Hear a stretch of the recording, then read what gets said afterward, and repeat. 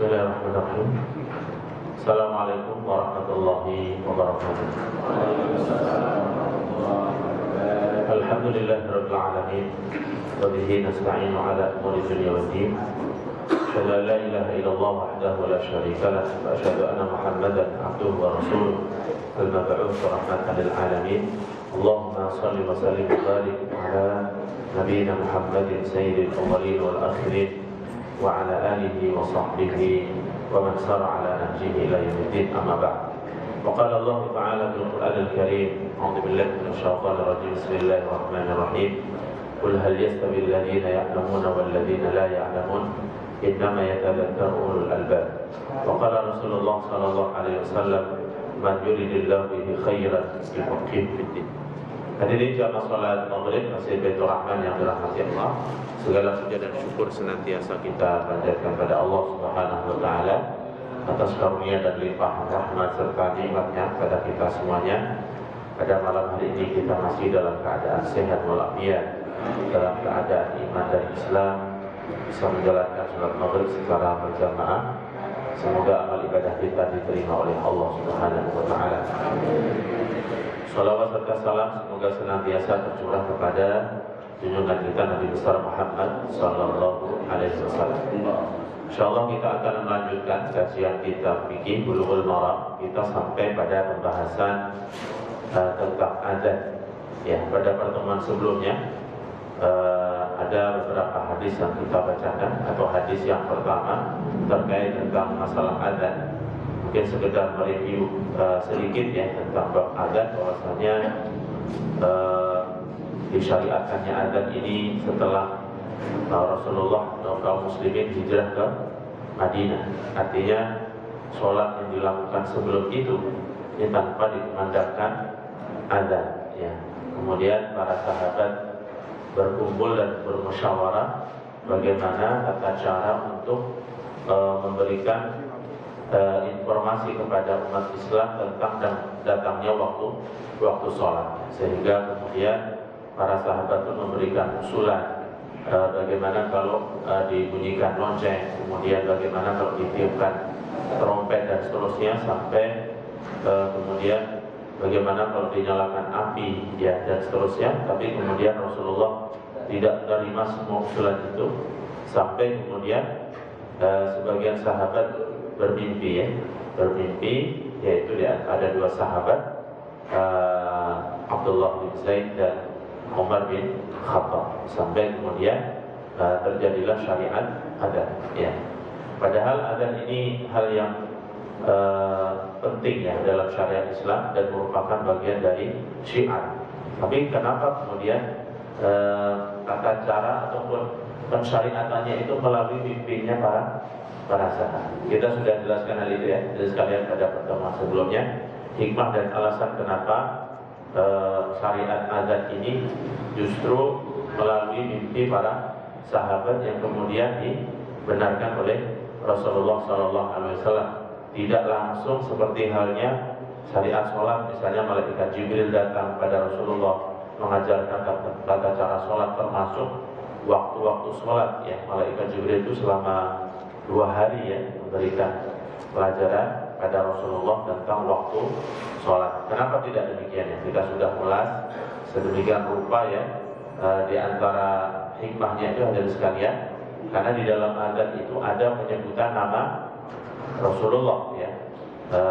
Setelah asyhadu an la ilaha illallah, kemudian asyhadu anna Muhammadan Rasulullah ya. Jadi kalau adzan itu kemudian yang dalam tanda kutip itu yang membuat atau yang mengajarkan Rasulullah, itu seolah-olah Rasulullah menghendaki namanya itu disebutkan di dalam adzan, sehingga kemungkinan yang tidak baik itu sudah ditutup dari sejak dahulu.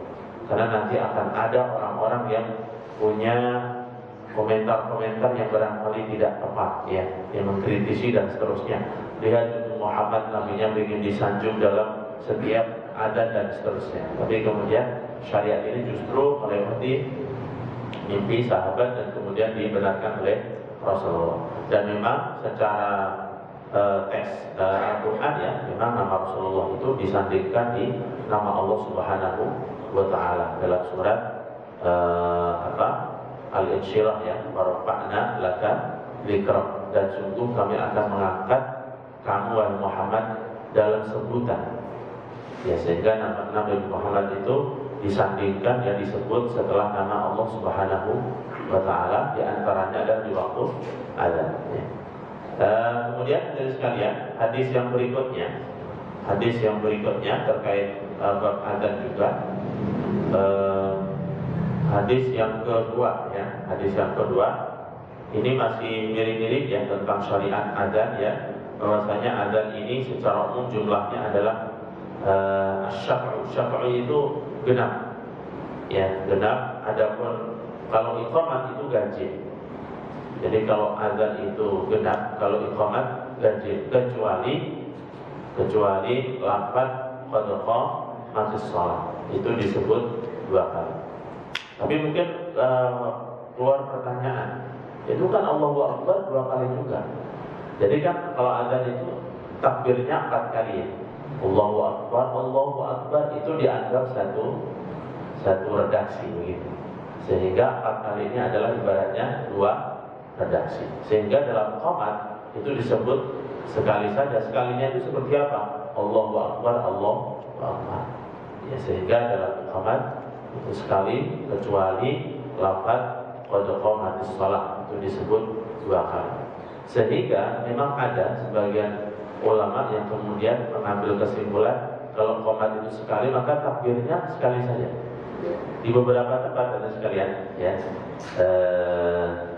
saya ngisi kajian juga di tempat masih di daerah ini, di daerah Larangan itu ada masjid kalau qomatnya takbirnya sekali.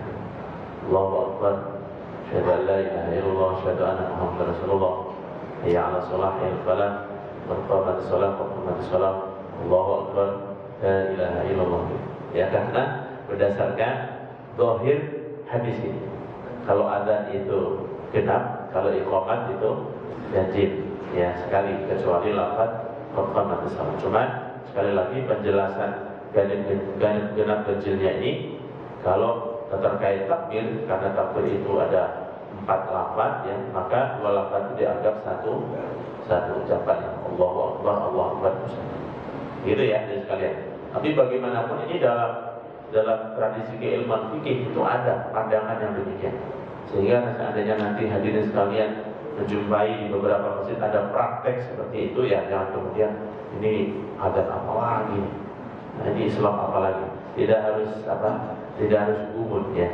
Ini perlunya kita ngaji hadirin sekalian, belajar supaya ketika ada hal-hal yang tidak biasa kita lakukan, nah mungkin memang ada dasarnya, ada ilmu yang mereka dapatkan, gitu ya. Jangan kemudian karena ilmu yang kita dapatkan masih sangat terbatas sekali, kemudian ketika ada praktek yang mungkin tidak seperti yang selama ini kita pahami, itu kita anggap sesat ataupun salah. Tetapi hendaknya kita mempelajari ya, apalagi hal-hal yang sifatnya fikih furu'iyah. Baik.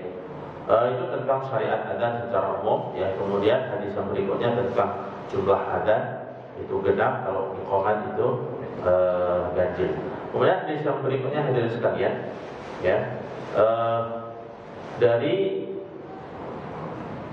Ibnu Umar radhiyallahu taala anhuma anna Bilalan adzana qabla al-fajr fa amarahu Nabi sallallahu alaihi wasallam an yarji'a fa yunadi ala innal 'abdana, rawahu Abu Dawud wa dha'afa. Hadis ini diriwayatkan oleh Abu Dawud namun dianggap hadisnya itu lemah. Hadis bersumber dari Abdullah bin Umar radhiyallahu anhu. Sesungguhnya Bilal pernah adzan fajar itu sebelum masuk waktunya. Sebelum masuk waktu fajar sudah adzan. Maka Rasulullah pun memerintahkan untuk mengulanginya. Dan kemudian disuruh menyunadi, itu menyampaikan ya secara keras ya, mengumandangkan dengan mengatakan sesungguhnya hamba tertidur. Maksudnya hamba di sini adalah ya Bilal sebagai hamba Allah, bukan hamba dalam arti budak, karena status Bilal itu sudah merdeka dari Makkah. Yang memerdekakan siapa sekalian? Abu Bakar ya. Abu Bakar ini banyak memerdekakan budak ya, termasuk diantaranya adalah Bilal bin Rabah ya dengan keluarganya. Ya. Namun dimerdekakan oleh Bilal, sehingga ucapan inilah abda, sesungguhnya hamba. Nah, tidur itu maksudnya Bilal sebagai hamba Allah yang tertidur dan kemudian bangun, dikira mungkin sudah masuk waktu fajar, waktu sholat. Maka kemudian Rasulullah memerintahkan untuk mengulangi. Namun hadis itu dhaif. Hadis ini ya, sekalipun dhaif, dijadikan hujjah ataupun dalil argumentasi oleh Abu Hanifah tidak bolehnya azan sebelum waktunya. Ya, di antaranya waktu sholat subuh. Akan tetapi mayoritas ulama itu berpandangan karena prakteknya azan subuh itu ada dua kali ya. Azan subuh itu dalam riwayat yang sangat banyak, azan subuh itu ada 2 kali ya. Dan azan yang pertama itu untuk menunjukkan masih boleh makan sahur dan seterusnya. Kalau azan kedua itu dilakukan ketika sholat subuh sudah masuk.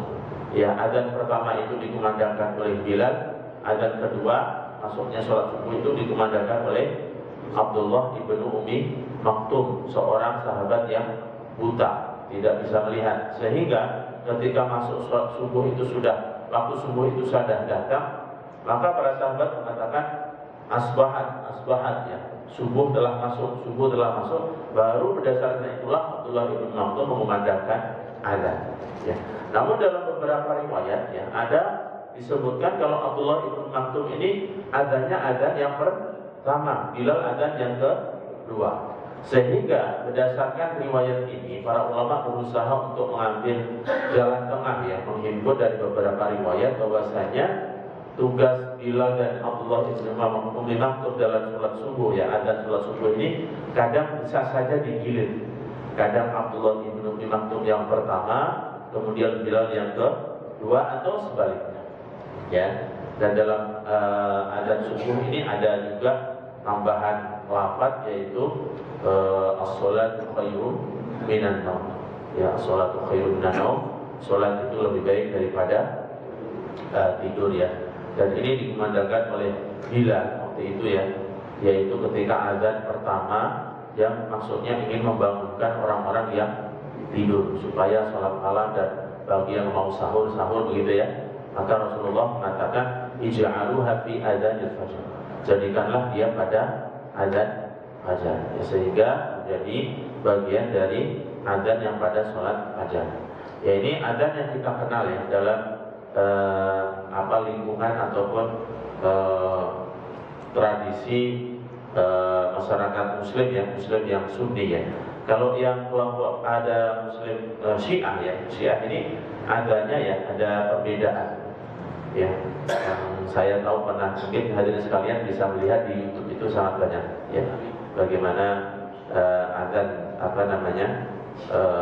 kaum Syiah ini diantaranya setelah menyebut asyhadu alla ilaha illallah 2 kali, kemudian asyhadu anna Muhammadar Rasulullah, kemudian ada yang berikutnya asyhadu anna aliyan waliyullah, aku bersaksi bahwasanya Ali adalah wali Allah ya.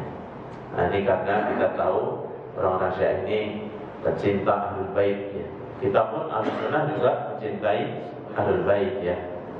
Cuman memang definisi Ahlul Bait antara Sunni dan Syiah ini ada perbedaan ya. Jadi mereka ada tambahan wa asyhadu anna aliyan waliyullah.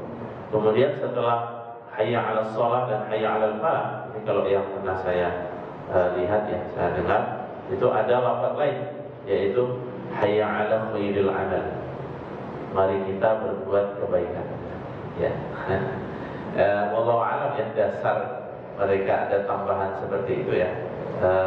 Sebatas yang saya pernah belajar tentang azan ini ya, saya tidak menjumpai hadis-hadis yang berbicara tentang tambahan azan dengan lafaz yang seperti tadi ya. Mungkin mereka punya riwayat tersendiri ya, karena memang ada mereka itu punya hadis dengan jalur mereka sendiri ya, hadirin sekalian. Baik, nah berdasarkan hadis ini, hadis yang tadi bahwasanya Bilal azan sebelum fajar, maka di sini disebutkan subjudul tentang hukmul adzan qabla dukhulil waqti. Hukum adzan sebelum masuk waktu sholat itu sah atau tidak? Makanya di Arab Saudi itu seorang muadzin gak boleh terlambat sama sekali. Kalau terlambat itu bisa didenda, yang saya pernah dengar. Dan gajinya juga besar. Meskipun nanti ada hadis yang bunyinya Rasulullah melarang mengambil upah dari adzan, tapi secara fikih memang ada pembahasan. Ya. Nah, dari hadis tadi ada satu subbab hukum adzan qabla dukhulil waqti. Hukum adzan sebelum masuknya waktu sholat. Ya. Hadal hadis bima ihtajja bihi Abu Hanifah. Hadis ini yang dijadikan hujjah atau dalil argumentasi oleh Abu Hanifah tentang tidak bolehnya adzan sebelum masuk waktunya. Wa Bilal adina, dan Bilal telah melakukan adzan. Wa kana huwal muadzin lis shalah, dan Bilal merupakan petugas adzan resmi yang dituju oleh Rasulullah ya. Pada pertemuan lalu sudah kita bahas yang mimpi siapa, yang disuruh adzan siapa, ya kan? Abdullah bin Zaid, Umar itu mimpi tentang adzan, pelajaran adzan, tapi justru Rasulullah memerintahkan siapa? Bilal. Karena apa? Karena suara Bilal yang mungkin lantang dan bagus. Dari hadis ini juga bisa diambil kesimpulan hadirin sekalian, hendaknya seseorang itu diberikan tugas sesuai dengan keahliannya. Dan sekaligus hadis ini secara tersirat juga mengakui adanya spesialisasi dalam keilmuan. Ya, mungkin kalau hari ini orang-orang yang kuliah itu kan prodinya banyak ya. Mungkin fakultas syariah saja itu dibagi, ada yang prodinya tentang hukum keluarga, hukum jinayat ya. Kemudian ada prodi perbandingan mazhab dan seterusnya ya. Jurusan itu banyak ya.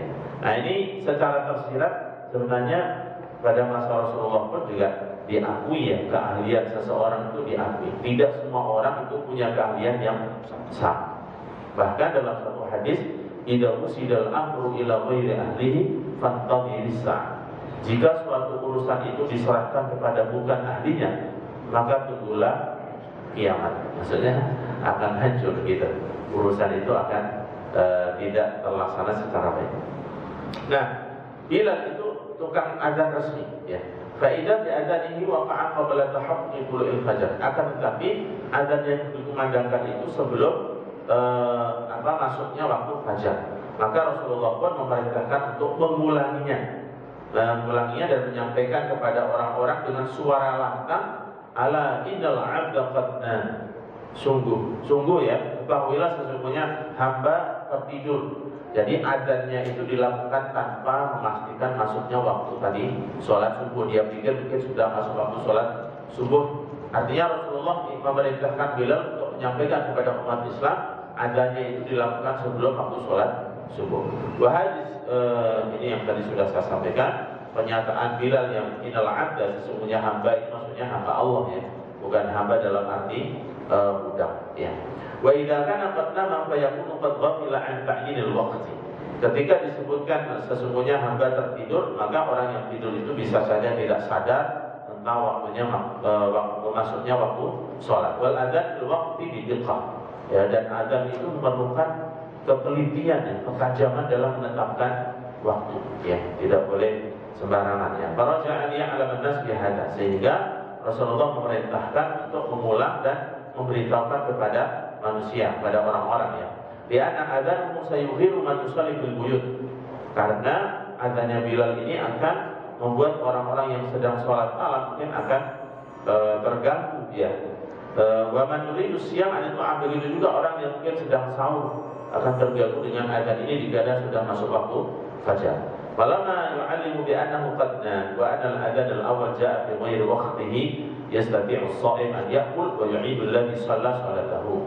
Maka ketika Bilal itu kemudian menyampaikan bahwasanya adzan yang dikumandangkan ini adalah adzan pertama sebelum masuk waktu sholat, sehingga orang-orang yang sholat malam bisa tetap melanjutkan, dan orang yang makan sahur juga masih bisa melakukan makan sahur. Wal Imam Abu Hanifah yaqul hadza Bilal adina qabla al-waqti wa amarahu Nabi bi an yu'allima an nafsihi bi annahu qad nama.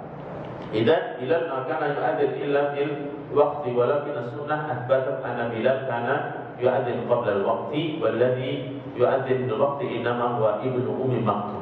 Ya, ini tetap sekali lagi tadi yang digunakan oleh Abu Hanifah ya, karena perintah Rasulullah untuk menyampaikan kepada orang itu seolah-olah larangan azan sebelum waktunya. Tetapi riwayat lain menyebutkan untuk sholat subuh itu adanya ada 2 kali. Ya, jadi lakukan sebelum waktunya dan pada waktunya. Ya. Nah, terkait hal ini, hadirin sekalian, juga ada perbedaan ulama tentang azan waktu hari Jumat. Untuk sholat Jumat ini juga ada perbedaan. Bolehkah azan Jumat itu dikumandangkan sebelum waktunya? Ya, kita tahu termasuk di Haramain ya, di Haram Makkah maupun Haram Madinah, azan Jumat itu ada 2 kali. Ya, meskipun berdekatan, waktunya berdekatan, seperti yang di sini, misalnya di Indonesia ya. Kalau pada masa Utsman, jadi azan Jumat ini kan sejarahnya pada masa Rasulullah itu hanya sekali saja. Pada masa Abu Bakar juga sekali saja. Pada masa Umar juga sekali saja. Pada masa Utsman itu yang 2 kali. Padahal ini azan Jumat, tapi Utsman membuat kebijakan. Ini bukan bid'ah ya, jadi sekalian. Padahal tidak pernah ada pada masa Rasulullah. Ya, dan karena Rasulullah dalam satu hadisnya pernah mengatakan, "Alaikum bisunnati wa sunnati khulafa'ir rasyidin." Berpegang teguhlah kalian dengan sunnahku dan sunnah khulafaur rasyidin al-mahdiyyin. Nah, Utsman bin Affan itu termasuk salah satu khulafa rasyidin. Beliau mengambil kebijakan karena azan itu adalah pemberitahuan kepada orang akan ada masuknya waktu sholat. Nah, pada waktu itu umat Islam sudah sangat banyak, kesibukan sedemikian rupa, maka dilakukanlah azan pertama sholat Jumat. Yang dilakukan mungkin sekitar, kalau dikonversi pada hari ini itu dengan hitungan jam, barangkali sekitar jam 10 atau jam 11 dikumandangkan. Namun dikumandangkannya di mana? Di pasar-pasar, sebagai pemberitahuan ini hari Jumat. Hari Jumat ya, supaya umat Islam bersiap-siap. Ya, ini filosofi kenapa ada azan yang pertama. Ya. Namun kemudian ya kekinian ya tetap azan 2 kali itu dilakukan dalam waktu yang berdekatan. Begitu ya. Karena saat ini mungkin umat Islam tanpa ada azan di pasar pun sudah mengetahui waktu masuknya sholat Jumat ya, sehingga sunnah yang diambilnya adalah 2 azannya, azan 2 kalinya, bukan sunnah waktunya. Kalau diambil semuanya, semestinya azannya itu dilakukan di pasar-pasar ya. Tapi kalau sekarang misalnya ada orang azan di pasar-pasar, mungkin ya dianggap orang kurang waras gitu ya. Karena memang ya hari ini mungkin sudah ada pengeras suara dan seterusnya. Dan boleh juga ya, di sebagian masjid biasanya hari Jumat itu tilawah Quran itu dikumandangkan dari pagi ya, dari pagi. Meskipun kadang ya tilawah sih bagus ya, tidak tentu tilawah Quran adalah sesuatu yang bagus. Cuma kadang kalau itu mengganggu maslahatan orang banyak, tentu juga tidak dianjurkan ya. Membaca Al-Quran itu bagus, tapi ketika misalnya seorang membaca di rumah yang nyetel putar tilawah Quran dengan kencang dan tetangganya terganggu, itu juga tidak baik. Ya, intinya ada ibadah-ibadah yang memang tata caranya itu perlu diatur ya, ibadah yang sifatnya umum ya, bukan yang mahdhah. Kalau mahdhah kan sudah pasti. Nah, pandangan ulama jumhur, akhadul jumhur min hadzal hadits annahu la yajuzu al-adzan li sholati i'laman bi dukhul al-waqti qabla an yadkhul al-waqt. Mayoritas ulama berdasarkan hadis ini mengambil satu kesimpulan bahwasanya azan sholat itu sebagai pemberitahuan akan masuknya waktu sholat, sehingga tidak boleh dilakukan kecuali setelah masuk waktunya. Wa hadza fi jami'il awqatil khamsah ma'ada Jum'ah. Dan hal ini berlaku untuk semua sholat kecuali sholat Jumat. Ini dalam pandangan jumhur. Fa innahum ikhtalafu fi jawazil adzan laha qabla dukhulil waqti. Para ulama ini berbeda pandangan mengenai bolehkah azan sebelum waktunya untuk hari Jumat, untuk sholat Jumat. Wal a'imatu tsalatsah yaquluna la yu'adzan lil Jum'ah illa ba'da dukhuli waqti sholatil dhuhri. Dari 4 ulama mazhabnya, Abu Hanifah, Imam Malik, Imam Syafi'i dan Imam Ahmad, ketiganya ini berpandangan bahwasanya sholat azan Jumat hanya boleh dikumandangkan apabila sudah masuk waktunya. Wa huwa zawalus syams. Kapan masuknya waktu sholat Jumat? Ya itu masuknya waktu sholat zuhur, ketika matahari itu sudah lengser ke arah barat. Ya, sebenarnya gampang ya karena waktu sholat itu kan berpandu kepada pergeseran apa? Matahari. Ketika seorang berdiri, ya kalau kita di Indonesia, ya kemudian bayang-bayang kita itu sudah ada geser ke timur, berarti matahari sudah ke barat, sudah masuk waktu sholat zuhur. Ya. Wa Malik rahimahullah yadhkur bil Muwatta anna Ja'far kana lahu tanfasah 'inda jidar al-masjid al-gharbi fa idza waqafa dhil adzana al-mu'adzin wa bada'a bi salat al-jum'ah. Ya. Wa ma'lumun anna dhil aw al-fay' la yakunu ila jihad al-syarq ila ba'da zawal asy-syams an kabid as-sama' ila jihad al-gharb. Ini mungkin dulu ya pada masa pemerintahan Ja'far ini dipasang satu apa ya nih tanda ya di samping masjid ya, kemudian ketika bayang-bayangnya itu sudah ke arah timur maka diketahui memasuki waktu sholat ya. Nah, wa idza kana fil maghrib fadhilu yakunu ila al-masyriq panas Malik rahimahullah annahu la yajuzu nida' al-jum'ah illa kama yajuzu lil-dhuhr. Sehingga dengan demikian Imam Malik pun juga berpandangan termasuk imam mazhab yang tadi Abu Hanifah dan Imam Syafi'i bahwasanya azan Jumat ini tidak boleh dikumandangkan kecuali setelah masuk waktu Jumat atau waktu itu. Wa amal Imam Ahmad, adapun Imam Ahmad, fa innahu yujawizu salat al-Jum'ah qabla az-zawal. Beliau berpandangan bolehnya sholat Jumat dilakukan sebelum zawal, sebelum masuknya waktu zuhur. Walihada yujisul adzan laha qabla dzalik. Oleh karena itu adzan pun boleh dikumandangkan sebelum masuknya waktu Jumatan atau waktu itu. Ini untuk sholat Jumat menurut pandangan Imam Ahmad. Apa dalilnya? Dalilnya adalah al-Jum'atu 'idun. Hadirin sekalian pernah dengar ya bahwasanya al-Jum'ah idul lil muslimin. Sholat Jumat itu merupakan hari rayanya umat Islam yang sifatnya mingguan. Yang namanya hari raya tasihhu sholatul id idza irtafa'at asy-syams. Yang namanya sholat hari raya, sholat id itu dimulai kapan hadirin sekalian? Setelah matahari terbit dan setinggi tumbak ya. Setelah meninggi lah ya, mungkin sekitar 15 menit dari sejak terbit. Itu waktu sholat apa? Sholat hari raya. Karena sholat Jumat atau hari Jumat itu disebut dalam satu hadis sebagai hari raya, maka hukumnya sama dengan sholat hari raya. Ini pandangan Imam Ahmad mengambil kesimpulan dari hadis itu. Ya, yaitu waktu duha ila qabla zawal. Di mana waktu sholat id itu adalah dari sejak masuknya waktu duha sampai sebelum matahari lengser ke barat. Wal amru 'inda Ahmad muttasa'. Oleh karena itu untuk sholat Jumat ini menurut Imam Ahmad ya sangat terbuka, sangat luas permasalahannya. Walakin al-mansus an Ahmad al-mustahab ala takuna Jum'ah ila ba'da zawal. Jadi beliau berpandangan boleh melakukan sholat Jumat sebelum masuknya waktu sholat zuhur, karena sholat Jumat itu dimaknai sebagai sholat id gitu ya. Hanya saja beliau juga tetap berpendapat bahwasanya sholat Jumat dilakukan ketika pada masuknya waktu sholat zuhur itu mustahab, tetap dianjurkan ataupun disunnahkan ya. Idzan madzhab Ahmad jawazu iqa'i sholat Jumat qabla az-zawal walakin al-mustahab 'indahu alla takuna illa ba'da az-zawal.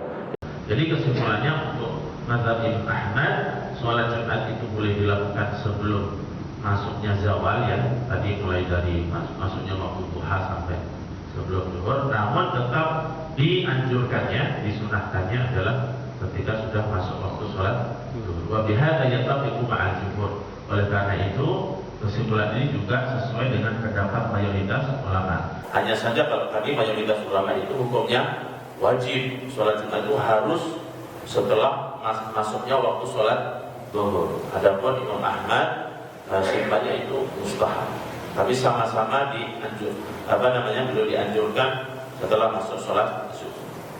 Gitu ya sekalian. Ini terkait hadis tadi ya, sehingga melebar pada sholat Jumat. Masru'iyatul qaul mithla ma yaqulul mu'adzin. Ini hadis berikutnya, hadis sekalian, dari Abu Sa'id Al-Khudri radhiyallahu anhu berkata, qala Rasulullah sallallahu alaihi wasallam, Rasulullah bersabda, "Idza sami'tum an-nida," jika kalian mendengarkan azan.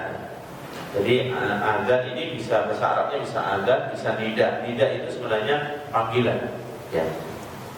Jika kalian mendengar anida ataupun adzan maksudnya, faqulu, maka katakanlah atau ucapkanlah mithlama yaqulul muadzin. Ucapkanlah seperti apa yang diucapkan oleh muadzin. Muttafaqun alaih. Hadis ini riwayat Bukhari dan Muslim. Dalam riwayat Muslim, ya, fi fadlil qaul kama yaqulul muadzin kalimatan siwal hay'alatain.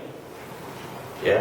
Dalam riwayat Muslim disebutkan ketika beliau menyebutkan tentang keutamaan mendengarkan adzan, ya, dan diperintahkan untuk mengikuti seperti apa ucapan seorang muadzin. Kemudian beliau menyebutkan siwa hay'alatain, kecuali lafaz hay'alatain. Hay'alatain ini pernah kita sebut hadirin sekalian, yaitu lafaz hayya 'alas shalah dan hayya 'alal falah. Ya, jadi dalam bahasa Arab itu juga ada apa namanya? Bukan singkatan, apa namanya? Ya singkatan, tapi yang disingkat kepanjangan itu apa? Singkatan, ya. Jadi dalam bahasa Arab juga ada, misalnya hayya 'alatain, itu yang dimaksud adalah dua kalimat hayya 'alas shalah, hayya 'alal falah, itu istilahnya hayya 'alatain. Kalau hauqala itu adalah ucapan la haula wala quwwata illa billah. Ini penyebutannya hauqala. Kalau kita disebut tasmiyah, maksudnya adalah bismillah atau basmalah, itu disebut dengan tasmiyah atau basmalah. Kalau tahmid itu berarti alhamdulillah. Kalau tasbih berarti subhanallah. Jadi dalam setiap bahasa itu ada kalau boleh dibilang ada tradisi dan budaya, ya, sehingga di bahasa Indonesia pun juga demikian, ya. Misalnya Allah Subhanahu wa taala disingkat apa? SWT, ya. Ini kan, tetapi kan dipahami SWT itu adalah kepanjangan dari Subhanahu wa taala. Tapi kalau kita mengucapkan, ya jangan Allah SWT, ya, tapi Allah Subhanahu wa taala. Tapi penulisan SWT itu juga bukan berarti kemudian melanggar syariat. Wah, ada SWT. Bukan, ini tradisi bahasa, ya, singkatan. Begitu, ya. Dan banyak lah, ya, kalau Rasulullah SAW. Ini orang yang nggak tahu ketika membaca Muhammad SAW, ya. Muhammad SAW. Ini Abu Bakar RA, ya, radhiyallahu anhu, ya. Padahal di sini juga ada RA, ya. Jalan apa itu?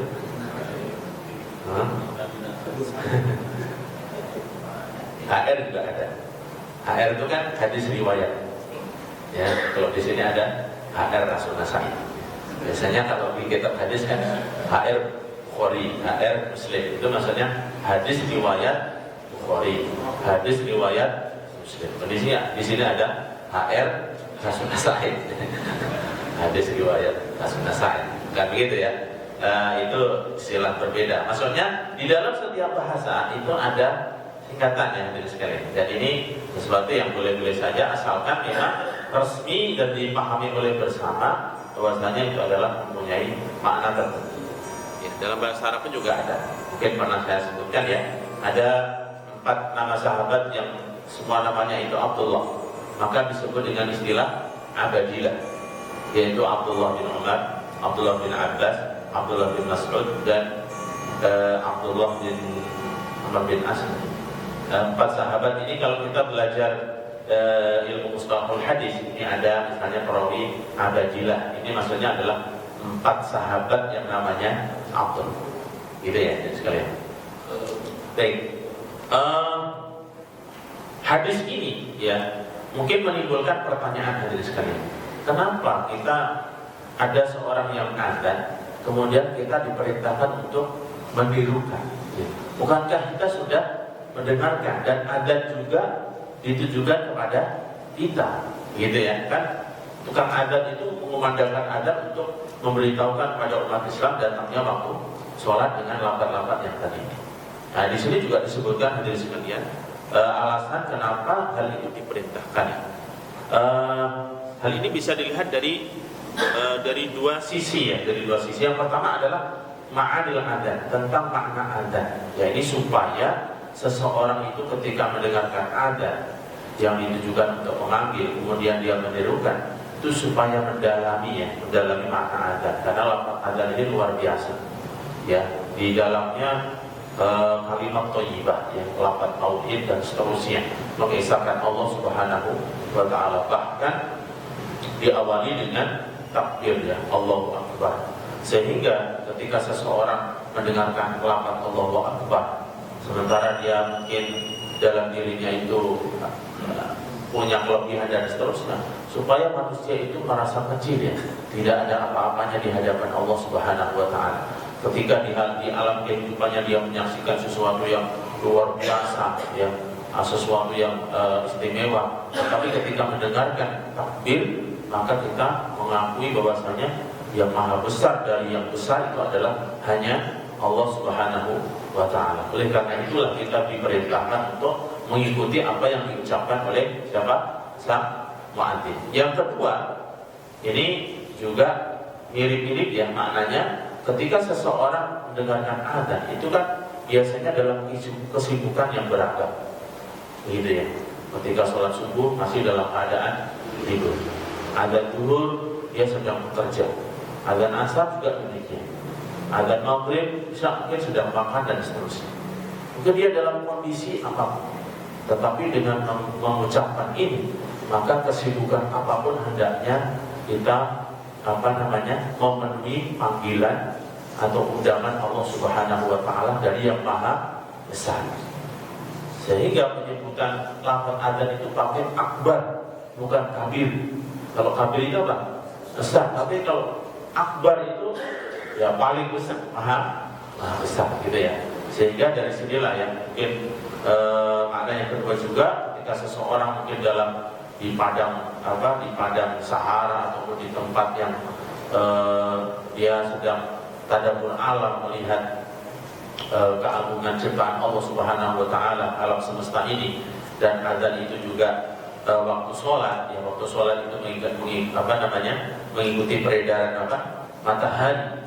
Sementara matahari ini berganti siang dan malam dan seterusnya, akan tetapi keindahan dan kebesaran alam ini masih semuanya adalah makhluk Allah Subhanahu wa taala. Maka disebutlah lafaz Allahu Akbar. Nah, ini di antara makna kenapa kita diperintahkan untuk mengikuti apa yang diucapkan oleh sang muadzin, ya, kecuali dua kalimat tadi, hayya 'alas shalah, hayya 'alal falah.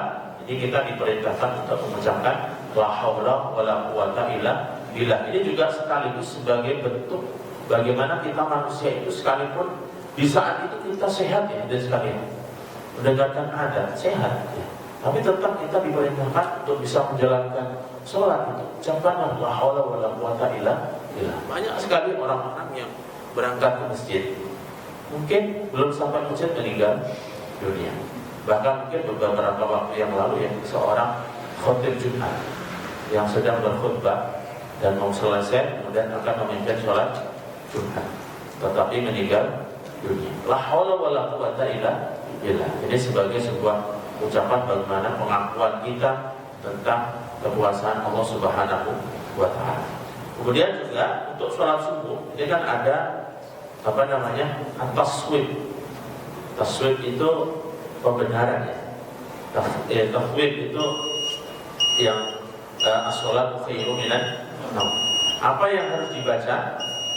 Maka berdasarkan hadis ini, idza sami'tum nida faqulu ikhlama yaqulul muadzin. Jika kalian mendengarkan sang muadzin, ucapkanlah seperti apa yang dia baca. Dalam riwayat lain kecuali hayya 'alas shalah dan hayya 'alal falah. Adapun selain itu, maka kita mengucapkan seperti yang diucapkan muadzin. Maka ketika sang muadzin mengucapkan as-sholatu khairum minan naum, kita mengucapkan as-sholatu khairum minan naum. Memang ada beberapa riwayat dari mungkin tabi'in, ya, atau sahabat yang menganjurkan membacanya itu shadaqta wa bararta, engkau benar dan engkau betul. Artinya ucapan sholat lebih baik daripada tidur itu adalah ucapan yang benar, sehingga kita mengucapkan shadaqta wa barirta, ya. Sehingga karena tapi secara dalil, ya, ucapan ini sandarannya tidak kuat hadis ini, tidak sekuat hadis ini. Hadis ini adalah jika kalian mendengarkan sang muadzin, maka ucapkanlah seperti yang diucapkan.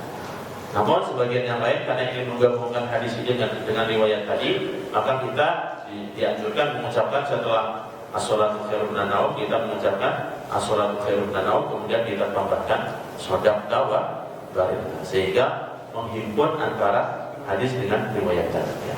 Wallahu a'lam. Hadirin sekalian, itulah beberapa hal ya terkait tentang masalah adzan, ya. Masih ada beberapa permasalahan yang misalnya mengulangi ucapan adzan. Kita misalnya mendengarkan adzan ini dari 3 masjid ini, Masjid Bangun Desa 1, 2, dan Muhajir, semuanya terdengar kita. Yang kita jawab itu masjid yang mana? Apakah 3 kita jawab atau cukup satu saja? Atau misalnya kita sedang sholat mendengarkan adzan, sholat sunat dengarkan adzan, apakah kita boleh menjawab atau tidak? Semuanya itu ada penjelasan para ulama tentang masalah tersebut, ya. Baik, demikian kajian kita pada malam hari ini, semoga memberikan manfaat bagi kita. Mohon maaf atas segala kekurangan. Aku qouli hadza, astaghfirullahaladzim, sallallahu ala nabiyina Muhammadin wa ala alihi wa sahbihi wasallam. Akhirul kalam. Assalamualaikum warahmatullahi wabarakatuh. Kita tutup dengan alhamdulillah dan kafaratul majlis. Alhamdulillahirabbil alamin. Subhanakallahumma wa bihamdika, asyhadu an la ilaha illa anta, astaghfiruka wa atubu ilaik.